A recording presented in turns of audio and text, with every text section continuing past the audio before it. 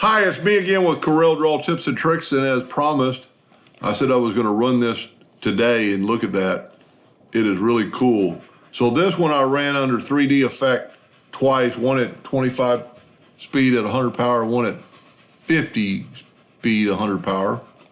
This one I ran the same, but then I did this little trick, and forget that little white, I didn't add that. So I ran this in 3D mode, and then I moved it off the screen and I brought in this one, and I ran this not in 3D mode because it doesn't really matter, I don't think, but it just engraved the black part. So this is something I've just been kind of figuring out. I mean, look at the depth. The depth on that is almost like 3/8 of an inch, and it really makes it look like it's 3D. And if you don't know how I drew this, the other part of this video is how I drew that. Anyway, hope that helped a little bit.